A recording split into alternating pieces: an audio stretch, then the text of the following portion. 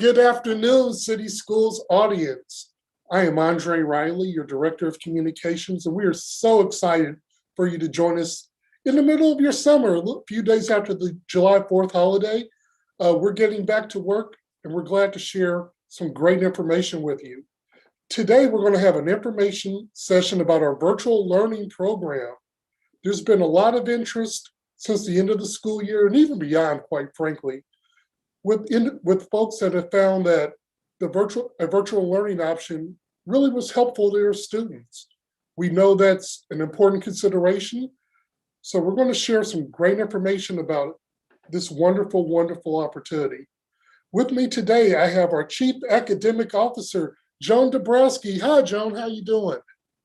Doing great, Andre. It's great to be here. Thank you for the introduction. No worries. Before I pass Joan the ball, I just want to share just some ground rules. If you're following us, whether it be on YouTube or Facebook, and you have a question, please just post it in the comment section.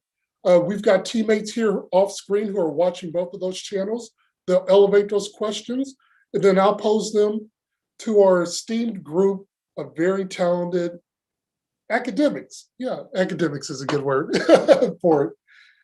And from there, we'll spend about 50 minutes or so, or however long it takes, answering your questions and making certain that you know what's going on. If you've got some general questions or you want to do some research while you're watching this program, visit the City Schools website, www.baltimorecity.schools.org. On the homepage of our website, you're going to see a big blue button right under a picture of a student. It says Virtual Learning Program. You click that button, it'll give you some information about the application, as well as a link to an FAQ that you can page through as well. So we're working to share a lot of great information right now.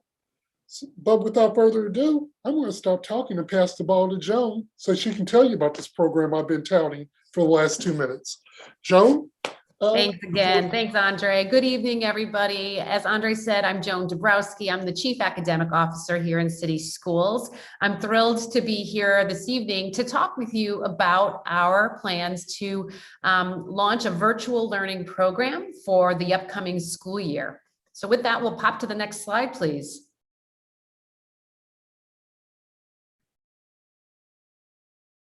So as part of our experience over the last school year, we have experienced a lot of virtual learning, and we've learned so much about some of the opportunities and potential benefits of this model in public education. And so we've seen a real promise for virtual learning.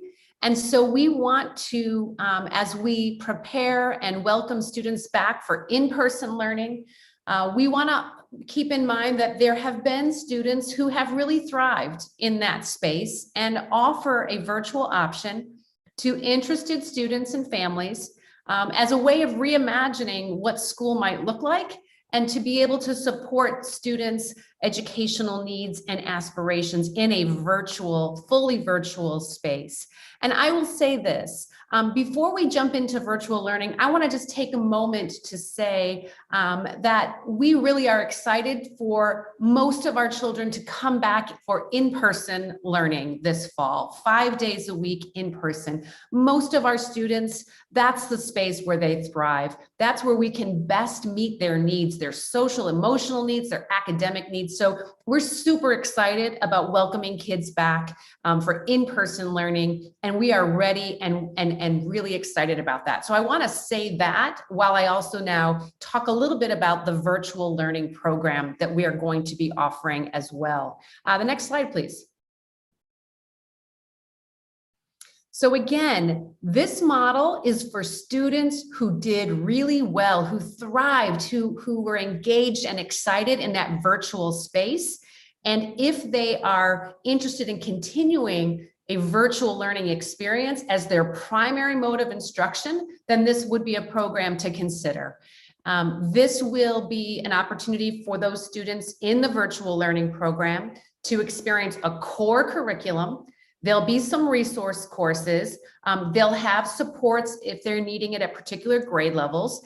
And again, we'll make sure to be able to have opportunities for their social and emotional well-being, again, all in a virtual space. We're looking to have 2 programs that will accommodate our students from kindergarten through 8th grade, and 1 program to accommodate students in grades 9 through 12. And we're looking at about 2,000 students who will be able to be part of this virtual learning program. So we are looking to have it be a program with some limitations, knowing that this is a model that we want to really discover and work on and grow for the students, again, who have really thrived in a virtual space and want to continue in that. And we can go to the next slide, please.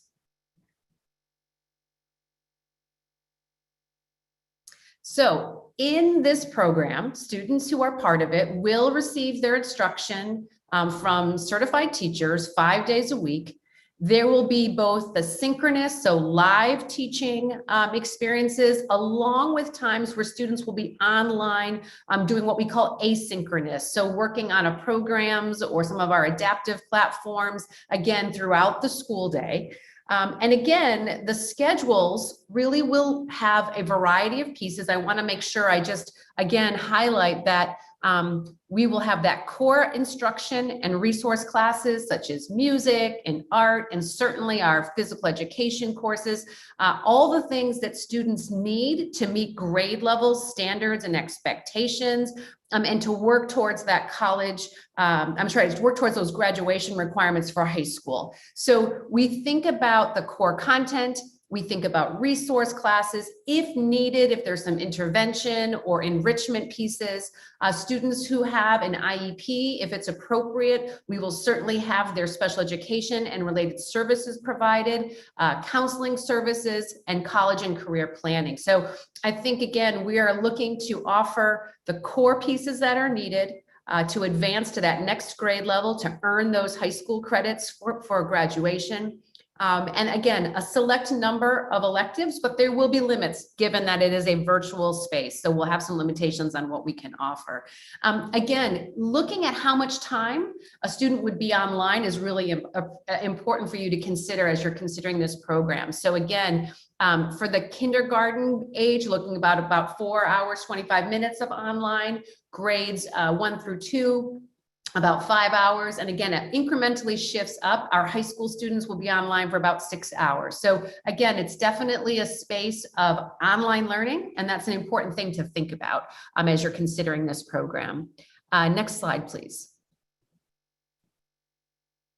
So we want to be clear, we are wanting people to know that this is fully virtual. So there will not be in-person activities or experiences in this. It's a 100% virtual program. And then the other pieces that are really important around eligibility are, again, students who thrived in the virtual space. So there's a demonstration of academic success as reflected in report card grades, and looking to see where they've had strong attendance. So students who have, again, met that criteria will certainly be an appropriate match, and we're going to prioritize students into the program based on these criteria. So they think that's really important for families to know. If your student has been one that has struggled in the virtual space, it's really important for them to come back for in-person learning. So again, we want to really match the right students for this program so that we're setting them up for success.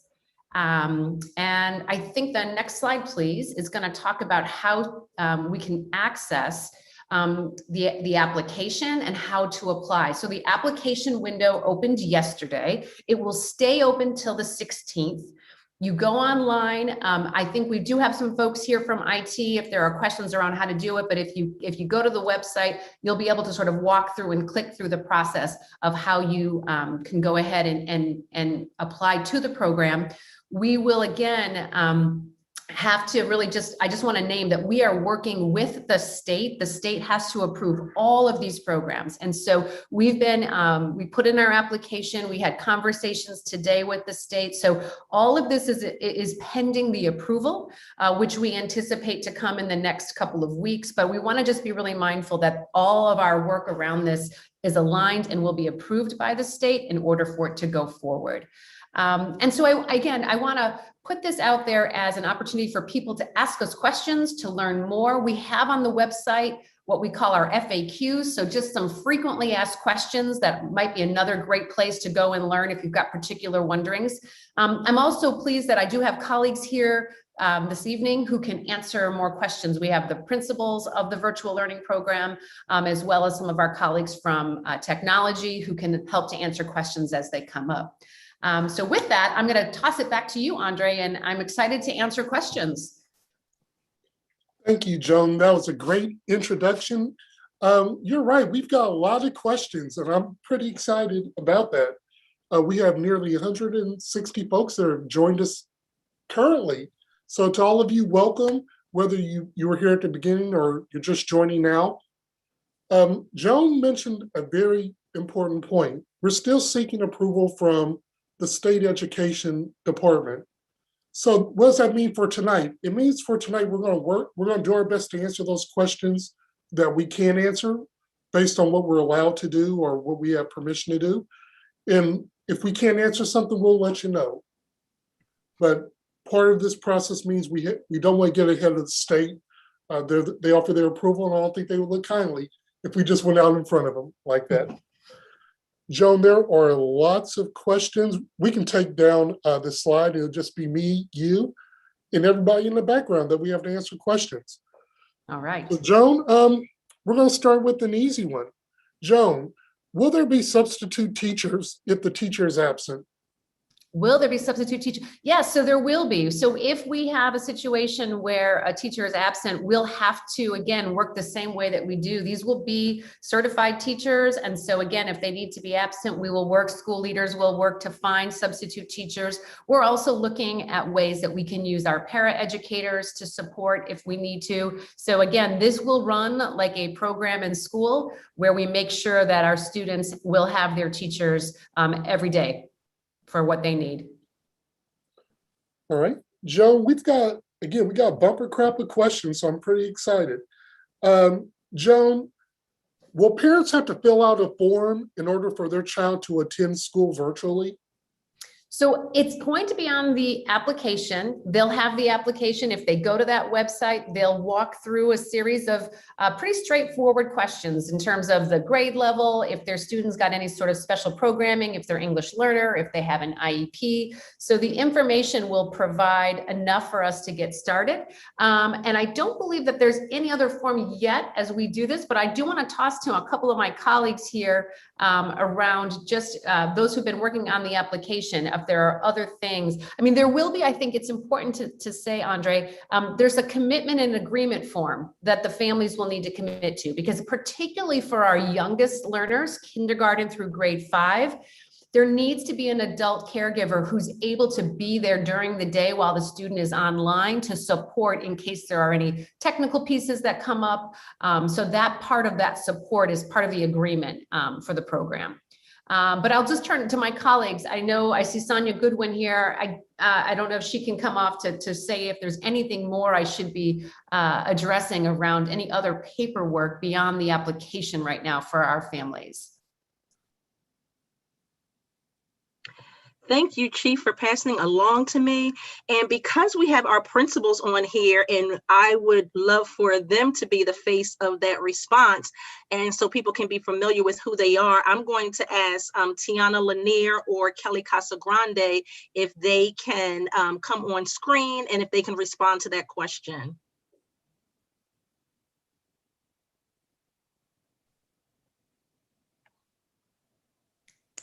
Good evening, everyone. Chief Dabrowski, can you just give me a brief summary of that question once more? I want to make sure I'm getting right to the heart of it. Yeah, no, I think it's about if there's additional paperwork or applications beyond what's online for families to have to complete at this point. At this time, no. The only other piece or component is the application and then the parent agreement form, which will just outline those pieces and criteria of what the program is expecting our parents and our students to be able to do. Great, great. Thanks, Kelly. Thanks, Anya. Right, perfect. Joan, we've got a question from a teacher. Hi, Christine Jones. How do teachers apply if they want to teach in this program? Great question, and so glad you're here. So I do believe we have a colleague, Sarah Deal, is here from Human Capital to help provide some answers around that.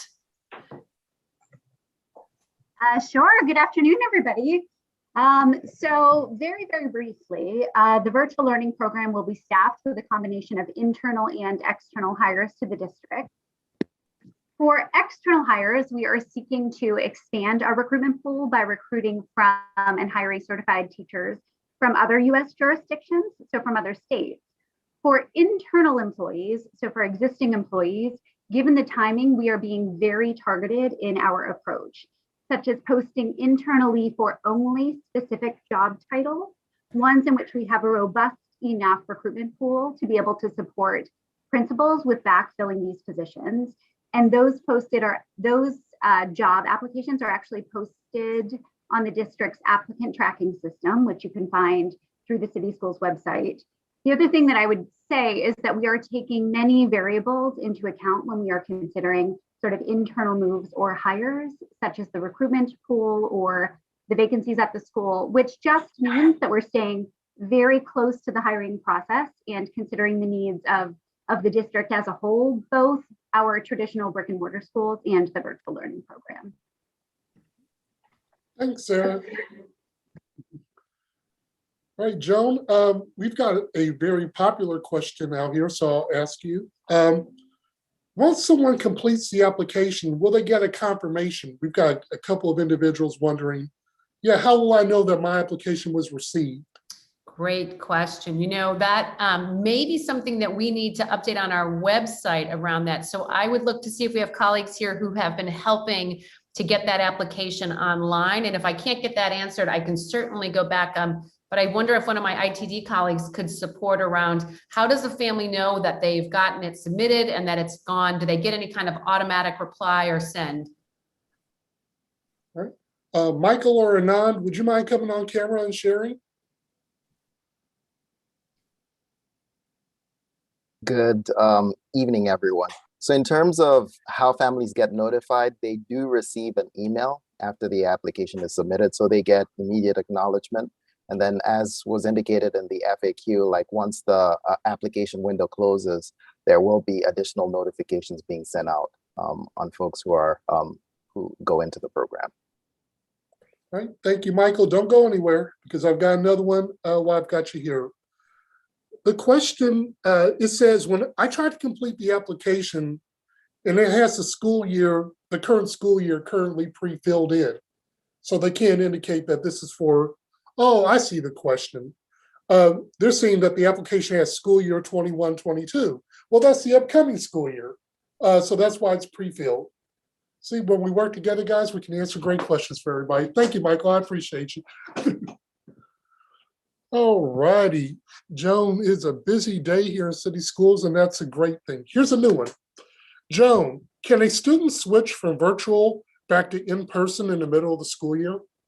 Great question. So we are asking that families that choose this option are making a one-year commitment. And that's really important for students.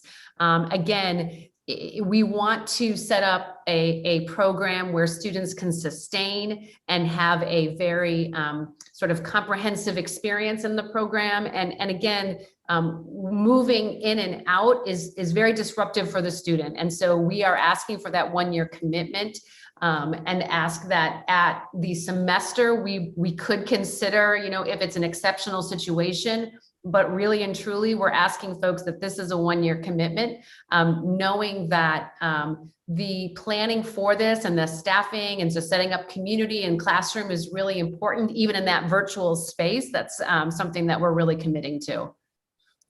Thank you, Joan. You're doing great. And thank you all for submitting your questions. We're getting a lot of really good questions. This is a new program, so we want to hear throw your questions at us. We want to Please, get them answered yes. here. All right, Joan, speaking of a new question, is there a virtual program for pre-K? There is not. We need our pre-K kiddos to come in person. So we talked about it, and this really is something that we are going to hold the line on, and pre-K is an in-person. So please, please, please send your pre-K kiddos to us in person. All right, thank you. This one might be for Sarah Deal. This relates to hiring externally for our virtual learning program. Sarah, if you can come on camera, the question is, how are you bringing on external hires? The writer is saying they would prefer someone who's already invested in our community.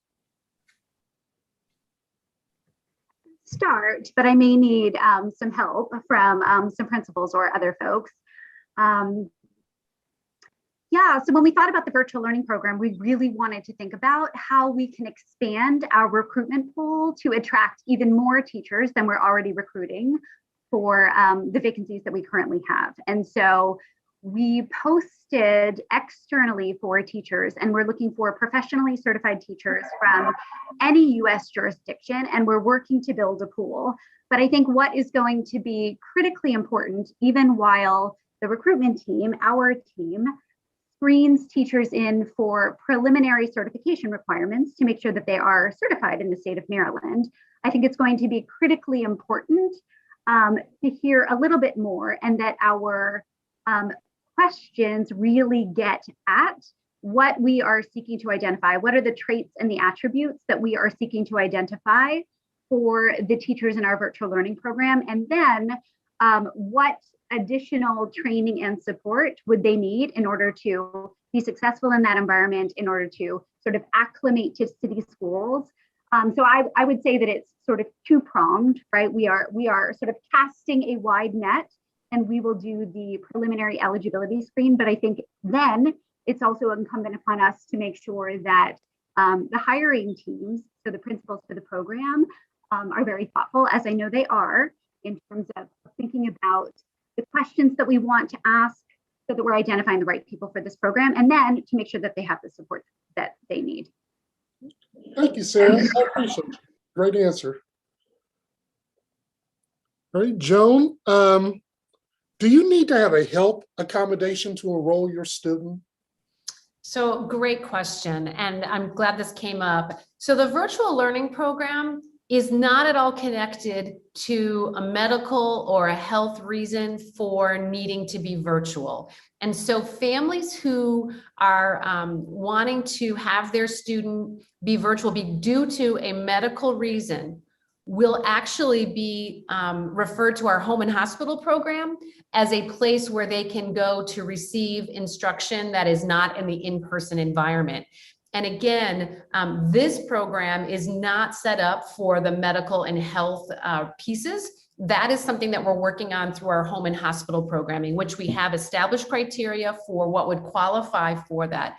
I do want to emphasize just the work we are doing to follow CDC guidance and state and local guidance around safety and health protocols for our in-person learning, and just provide a level of assurance in terms of the safety structures in place for our in-person learning. So again, if there is a very specific medical reason for a student needing to remain virtual, that would be managed through our home and hospital programming. So that's not part of the virtual learning program that we're talking about here this evening. Thank you, Joan. These are great questions. I really like seeing folks really test us and push us and get what they need. No better place to get the information than from the source, right? That's right, absolutely. So Joan, we're back to speaking about teachers. Will teachers be teaching both hybrid, or will they only be online?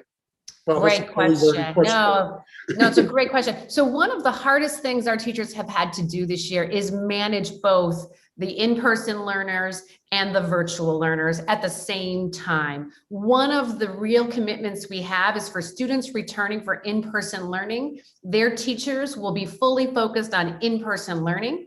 And students who are in the virtual learning program will have educators who are fully focused on the virtual learners. So we are separating that out to minimize any of the hybrid work that had to happen. Now, we recognize there may be moments where we have students who test positive or things like that as we continue to manage any aspect of that in in-person learning, but that's going to be a very different and much more temporary kind of virtual experience than this program. This program will be really devoted to virtual teachers and virtual students working together. Thank you, Joan. Now I'm going to give you a quick break because we're still getting plenty of questions about the confirmation process. So Michael shared some great information here in the chat, and I'm going to read it to the audience. If you have a question about a confirmation after you submit your application, you should receive an email based on the email address that you used to submit your application. However, if you have any questions about your application, contact your child's school, or you can call 443-984-2000.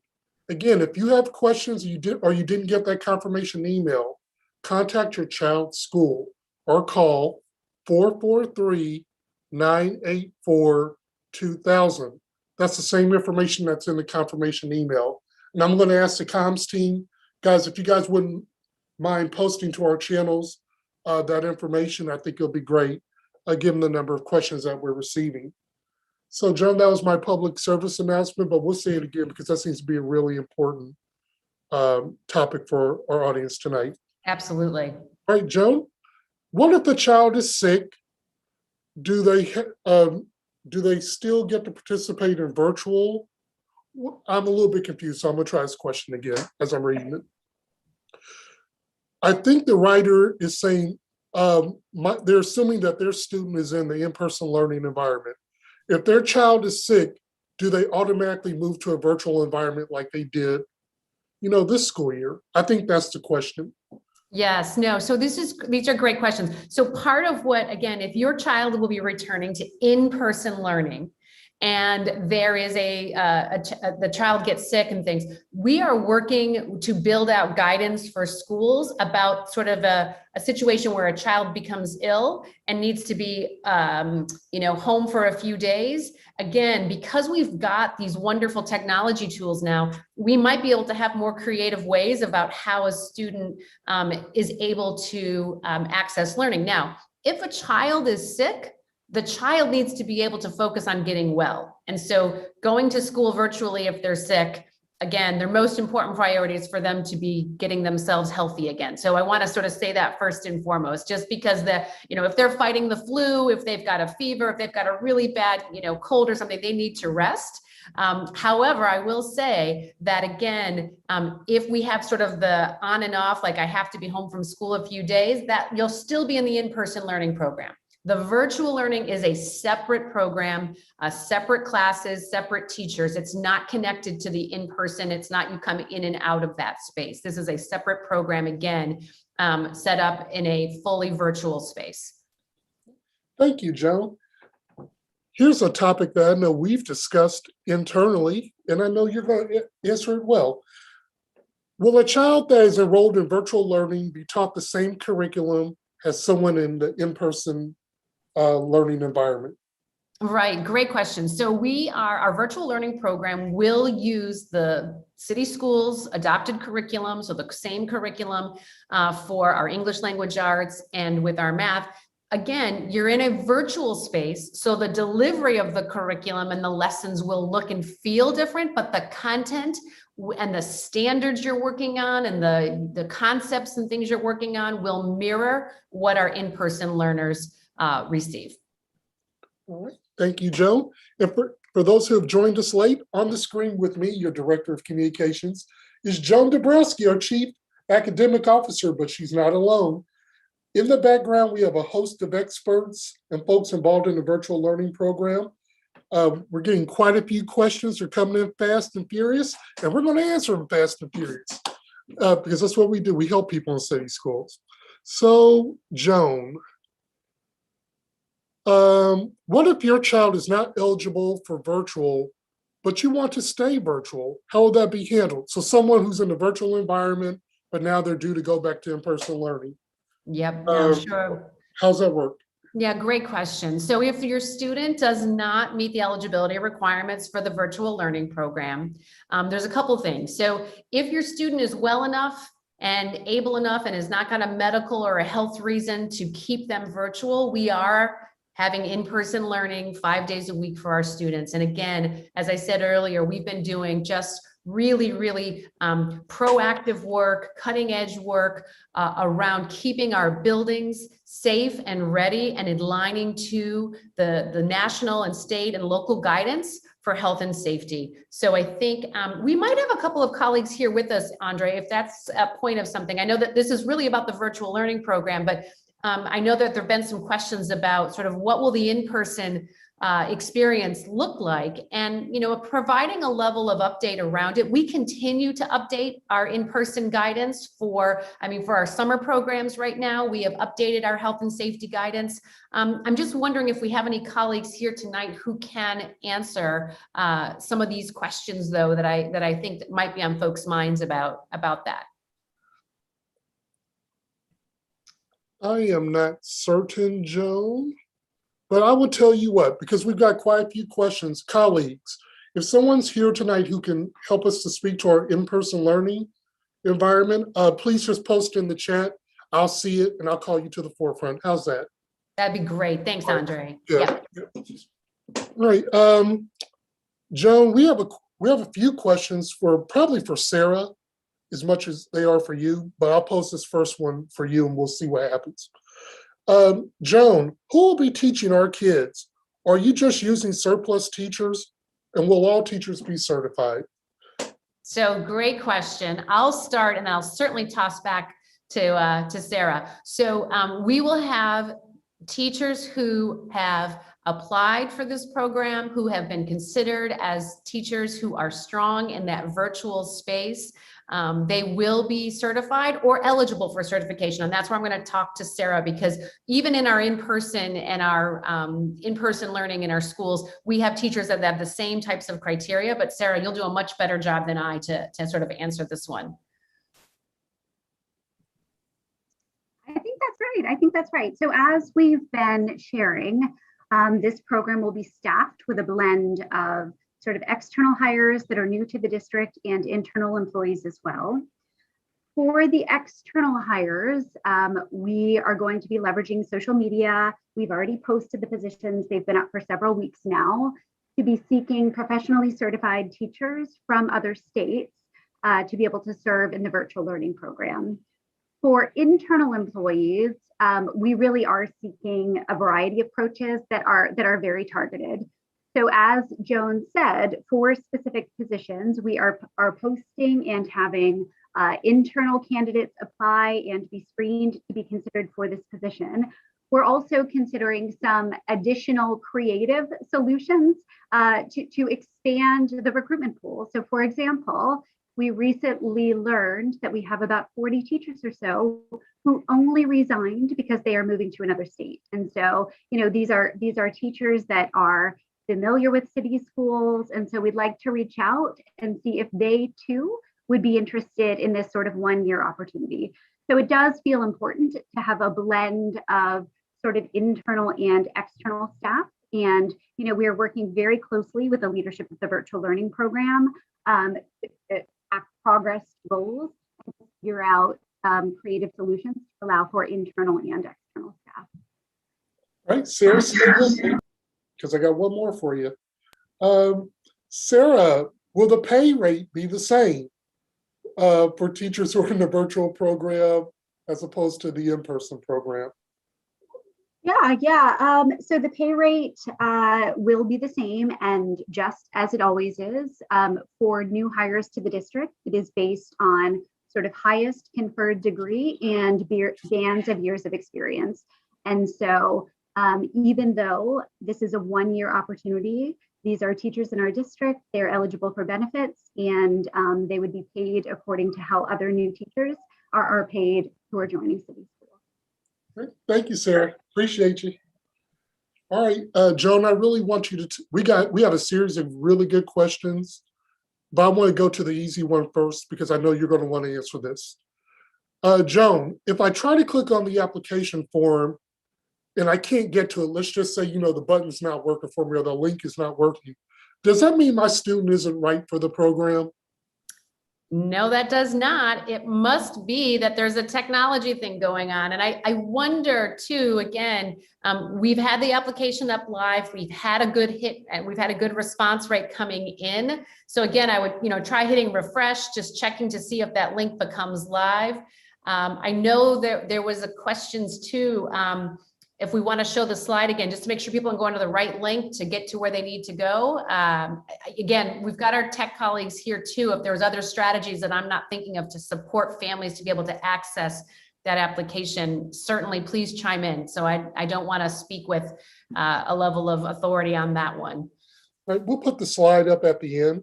Perfect. I think that's a very good way to close the show, but we're not close to that yet because we've got lots of really good questions. Joan, will there be supports for ESOL students? How about newcomer students? And will the connectivity issues be addressed with, I assume they mean city schools? Will our students in the virtual learning program be able to connect? At least two of those are directly for you. The third one could probably go to Michael. No, great question. So yes, we are, this is a program, again, if your student has done well in the virtual learning space over this past year, and they're an English learner, or they're a newcomer, right? All of those things are part of the eligibility. The pieces around demonstrated academic success. So again, had done well, passing grades, strong attendance. Those are the pieces that are eligible. There will be, if a student is there who's an English learner, there will certainly be supports. Newcomers, I think we're always mindful of the supports that they can get in person. It might be a better match, but again, these would be things as you're filling out the application, you would mark that your child is receiving English learning support so that we as a district can be looking at that application and making sure it's the right match. And again, if there are concerns about that match, to be able to reach out to families to really understand the information. Again, we really want this to be a place where your child can do well and thrive. And again, we will have those services available to do that. Regarding connectivity, we certainly need for that to be a foundation for being in the program. So we do not want for a student to have connectivity issues and making sure that they have the technology they need to do that. So I will turn, I don't know if Michael or Anand, if you want to say anything about sort of the plans for that in terms of connectivity.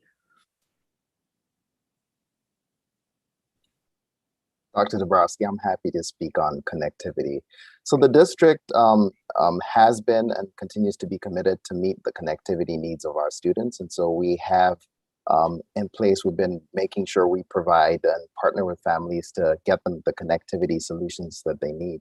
And definitely if there is connectivity needs, then please reach out to us through the district phone number. We have a lot of information we put on the website as well on how you can get access to connectivity solutions through the district. And then of course, the federal government has also opened up additional avenues for families to get to connectivity solutions. And we'll be happy to point you to those and also just help you from a district perspective to get to those connectivity solutions. So yes, there's definitely a lot of resources out there on getting to connectivity on the district website. All right, Michael, stay with me. Again, I've seen quite a few questions about the confirmation. Will I receive a confirmation? I haven't gotten a confirmation yet. I haven't seen the email. And we've had it in our chat, but it's worth saying again. How do I know that my application was received by the district? Tell me about the emails, and if I don't get an email, what should I do? So it is a great question, Andre. And so the process that we have in place, once an application is fully completed and submitted to the district, then the submitter, as part of the application process, would put in contact information, including their email address. And so we send to the email address that's provided a confirmation email, just letting them know that it's confirmed that we have received the application in the system. and with additional information on who to contact if there's any further questions around the application process. We are gonna just to make sure that folks get a lot of emails. We know that, and we recognize that. One of the things we are going to do is push out an additional confirmation email. So if you got one before, you are going to get one again, just to make sure that you have that assurance that you have the information. And then definitely, if you're in a situation where you put in the application and you're not seeing the confirmation email, please reach out to us at the phone number that we provided, and we will have we have a team of people who are ready to assist. And they will definitely support you to make sure we can get to the bottom of it and make sure that we can assist you to get through that application process. All right, Michael, I appreciate you. And real quick question, the 2000 number, where does it go? So that is the main district line. And so we have a team of dedicated staff who monitor that line and who are conversant on a number of things that families could be reaching out for support on. So everything from this virtual learning program application initiative to there's summer school programs going on right now and other things happening within the school district. And so it's a team of folks who have a lot of information and can point people in the right direction if they're just trying to get assistance. Right. Michael, thank you as always. You're great. Joan, are you able to see the chat, by the way? Yes, I am. All right, yeah, so if you see any themes, feel free to jump in because I think we are seeing a few recurring themes, but I'm just going one question at a time. Yep. Do you want, because I do see one that I want to just talk about, because I think this is a really important question. There's a question about a child losing their spot in their current home school if they opt to attend the virtual learning program. So I want to address that because it's a really important one. I think parents want to keep this in mind. If your child is in the elementary and attends their zone school, they will still sort of have their space in their home school, if you will. They'll still sort of be on that roster, though they'll be fully participating in the virtual learning program for the school year. If your child is attending a choice program, I do want folks to be aware that if there is a wait list for students who want to come into that choice program in person, your child will be giving up that seat. And that's a real, I think, important decision point for families, because we know that in some of our choice programs, we have waiting lists of families who want their student to attend that in person. So we need to be able to open up that seat for a student who wants to attend that choice program for an in-person spot. So I just wanted to make sure that was clear. It's on the FAQ, you can see that. And I think if they're attending out of zone schools, I think that's important to remember as well. If there's a wait list for those school spots, they will be filled by others who are going to go in person. That's really important for people to know. Hey, thanks, Joan. Yeah, I knew you were looking at, we're getting a lot of really good questions. In fact, Yep. Here's one. Is virtual learning for charter school, middle and high school students? So it's a great question. We are working closely with charter schools around this as an option. I believe we have Angela Alvarez here with us tonight who can give an update about how we're thinking about our charter school participation. I'm sure, I just want to make sure, Angela, I think that is, I think I see you there. Yes. Let's see if Angela comes to the floor.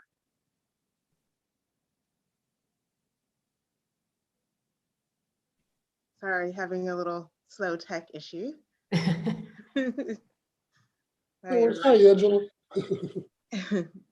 So for charter, so there's two separate things. So one, if you are a school can opt in for a certain number of students into the virtual academy. Again, I think Dr. Dabrowski has highlighted, there are limited seats for the virtual academy. So space determinations are going to come into play. So that is a factor. So a school can opt in for a certain number of their students to be part of that. If the school opts in, what that means for you as a family is if in the next year you want to return to your charter school or the following year, so not this upcoming fall, which is 21-22, but the 22-23 school year, you would still have your seat there. You would still be connected to that school. If the school does not opt in, but you want to go in the virtual academy and you're given a seat, then you would not have that automatic connection. You could still reapply, you could still reach out to your school, but you would not have that guarantee of being able to go back in the 22-23 school year. And did I answer all of the question? You did, Angela, as always. I appreciate you. Thank you. Thanks, Angela. All right, Sarah, I'm going to call you back to the floor because we received a series of HC questions. I'm going to try to summarize them because I don't want to, there are quite a few of them. And the easiest way to phrase them is this, Sarah. How are we going to vet teachers from out of state that will be serving in our virtual program? Will they receive the same type of vetting that someone in person will receive, or would receive rather? There you go, Sarah. Hi. Yes. Yes, absolutely. So we have a certification analyst on our team who is authorized by MSDE to review and process certificates from multiple different states. And so just like we do for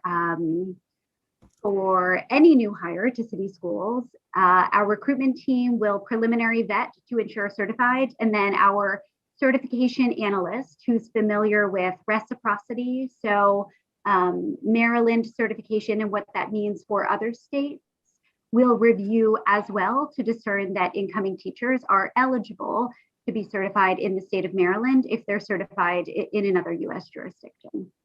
Right, thanks, Sarah. Yeah, those were the crux of the questions that we are receiving, how we're going to vet them security-wise, certification-wise, so you did great. All right, Joan, here's a really good question, and I know you're familiar with this topic. How will the mental health of students in a virtual program be addressed? You know, there's lots of discussion. It continues to be about the impact of virtual learning on our young people.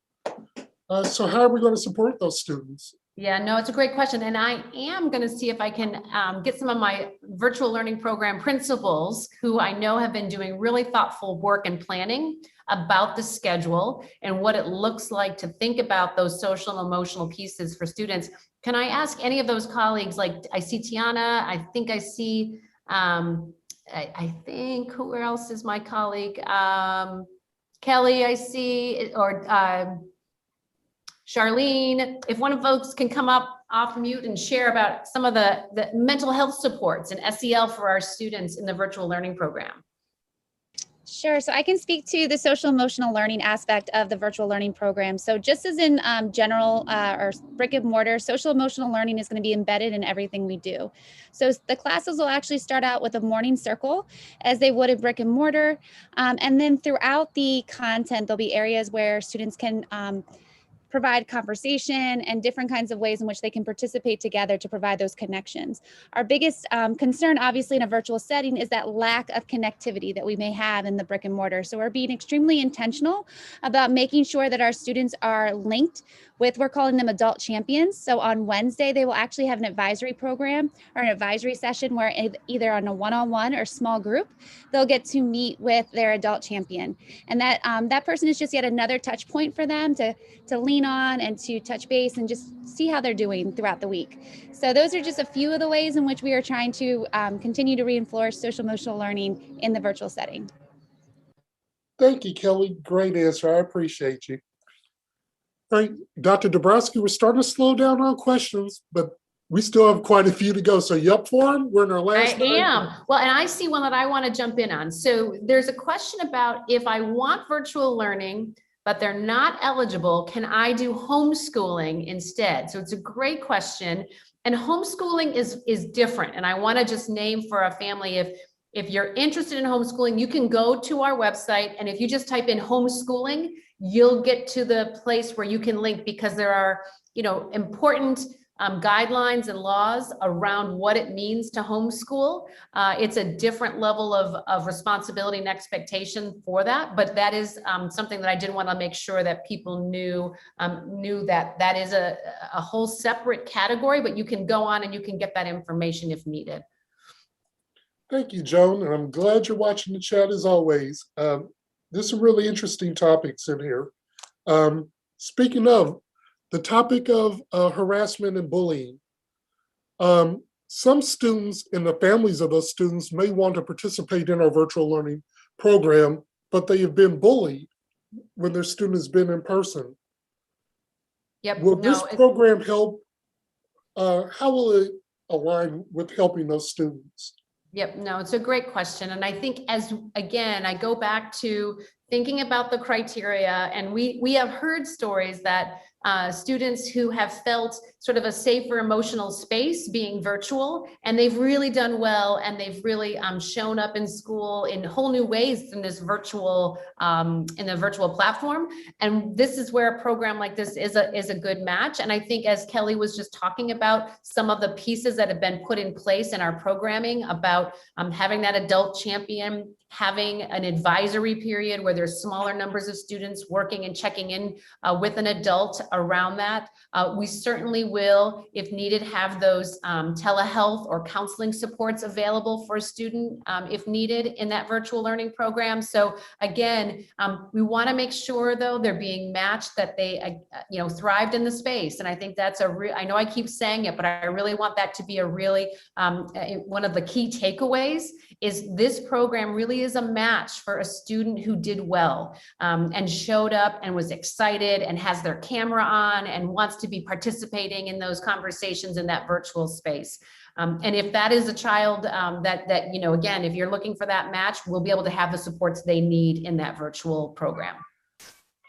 Thank you, Joan. I love how well you express your caring for our kids. I think that sometimes gets lost in the virtual environment, that we're separated from our young people. But guys, I'm here to tell you, we've got a lot of people in this organization who care greatly for our kids. So I need to express that.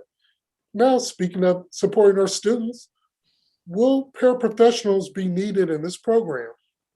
We do expect to have paraeducators, paraprofessionals working with us. Again, as we build out our classes and do our staffing, this is a new program for us. So we have set out some parameters, and we want to make sure that we're staffing in a way that's innovative and really being responsive, again, to our student needs. So there will be, as we've mentioned, we'll have our certified teachers, but there may be opportunities for some further supports with our paraeducators. Thank you, Joan. Guys, hang on. At 6:27, or whenever we're done at the question nearest to 6:27, we're going to put the slide up that shows you how to apply. I think it's important. Lots of great questions related to that. But we've got 4 more questions before we close the show. So here's the lightning round, Joan. All right, here we go. Will there still be inclement weather days? That is a great question. You know what? I'm not sure we've tackled that one yet, but I think that's one for the whole system of, will we have snow days? So great question. I don't have a 100% answer on it, but we will bring that back to the team. Excellent. Joan, why, again, you referenced this before. Why do I have to sign a 1-year contract? Well, a 1-year agreement to be in the virtual learning program? Great question. And here's why. We are trying to set up a program with a continuous sort of year of learning. We know that the journey of the year will be important in that virtual space to build community with each other, with peers, with teachers. And so we're asking for that commitment. We don't want this to be a situation where we have students coming in and out of the virtual space. As we've all experienced this year, becoming connected to each other virtually has some challenges. And so we want to have this opportunity to be together for a year with students who have been thriving in this, and to grow a program where students can have their needs met in a virtual space. So we're asking for that 1-year commitment to have the stability to do that work. Right. Joan, you mentioned this one a little bit earlier. Will students be required to have their cameras on? It's a great question too. So here's the thing with cameras on or cameras off, right? There are a lot of reasons why we need to have cameras on, but there are times when cameras off are okay as well. And I think what's most important is that the student is engaged in working with their teachers to do those things that are necessary for academic outcomes that are positive. And so there will be times where there's probably flexibility about whether or not the camera's on or off. We don't want to have rigid rules about it, but we certainly certainly know that there are moments where the camera has to be on so that the student is able to participate in conversations, either in the whole group or in smaller groups. So again, what we're asking for is that there is a level of engagement and that commitment to fully participate in the learning in whatever is needed from the teacher. Thanks, Joan. We have here's a good one. Joan, how will the selection of students work? Will my student have the chance to be with their current classmates if they're also selected for the virtual learning program? Great question. So we'll need to set up classrooms like we do in brick and mortar so that there's a balance of students, and we'll be doing that strategically. So there won't necessarily be a guarantee that you will be with a friend from your home school. So this will feel like a new school situation for students coming, because again, these are programs this program is a centralized district program. So it will feel different than where your child was going to school. And even if they've been fully virtual this year, it will feel different. There will be new teachers and new classroom environment. All right, as we get to our last couple of minutes, Joan, I'm going to put that slide up. Comms team, can you put up the slide, how to apply? We'll still be on camera, Joan, because we have a few more questions to get to. Great. Joan, are you concerned that we won't be staffed in time for? I'm sorry, you went out just for a second. Are we concerned? Are you concerned that we won't have enough staffing in time for this program to start? That's a great question. I will say that we are working around the clock. One of us isn't. Oh, can you hear me? I need confirmation that one of us is here. Andre, can you hear me all right? All right. So I'll keep Hello? going. We can hear you, Joan. Great. Awesome. So I would say that we are certainly committed to making sure that our students have what they need to be successful. Sorry, Andre, you went out and I didn't fully hear. You're all good? Okay, good. We are working to make sure we have our students ready to go and our staff ready to go. We're working around the clock. This is a really big, important project for us. So I can say to you that we are certainly doing everything we can to make sure we have our staff. Our human capital office is working very closely with our virtual learning program principals to do this hiring. So I can tell you, we've got everybody, all hands on deck to get this program up and running, because we know how important it is for these students who have done this program, who've done virtual learning so well, and who really want to have an opportunity to do this program coming up. All right, Joan, we can't answer every question tonight, although I think we've made a really darn good run. So for those of you who may not get your questions answered during this event, the great thing is you posted them in YouTube or on Facebook. So we'll be able to answer those questions in that space over the next day or so. Also, the FAQ that we mentioned at baltimorecityschools.org, the big button on the front page that says virtual learning program. There's an FAQ after you press that button. It's a living FAQ. So we're constantly updating it. We're going to download all these great questions we received tonight. Post them there. This has been great. We're going to have a much better FAQ.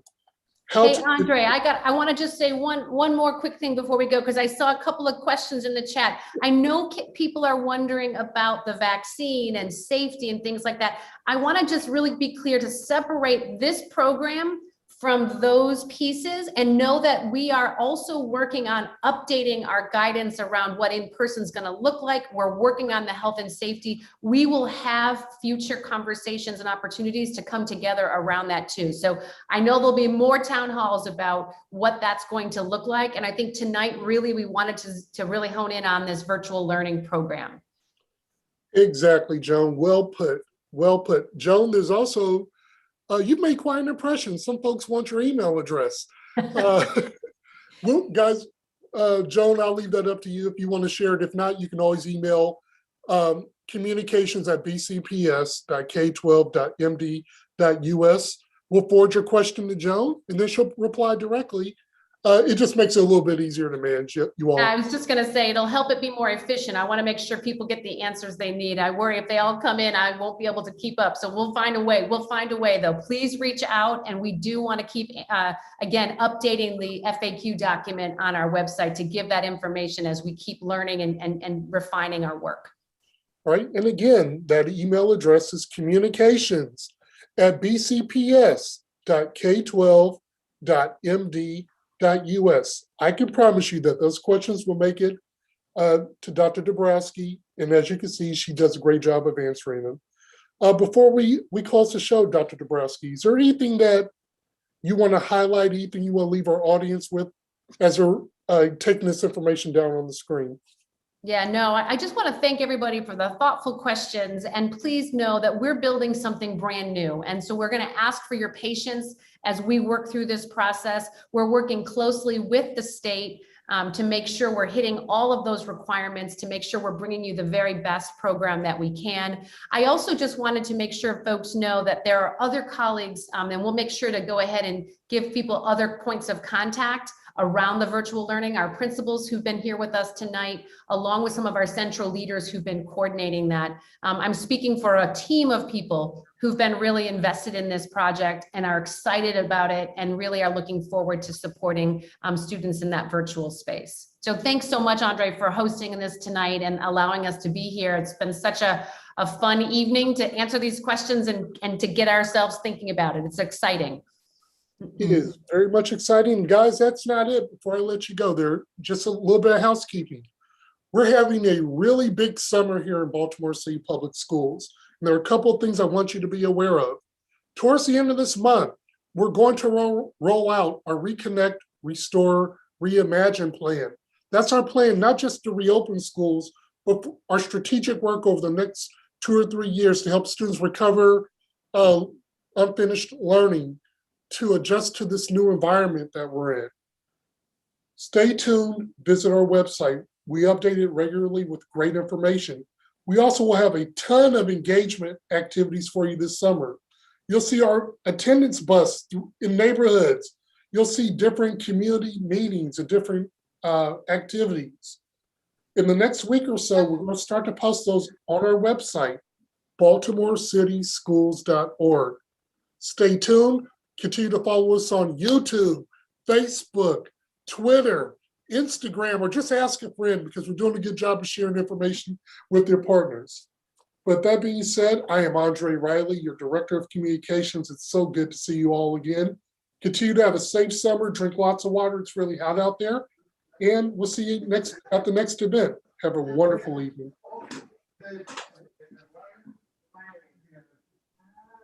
But then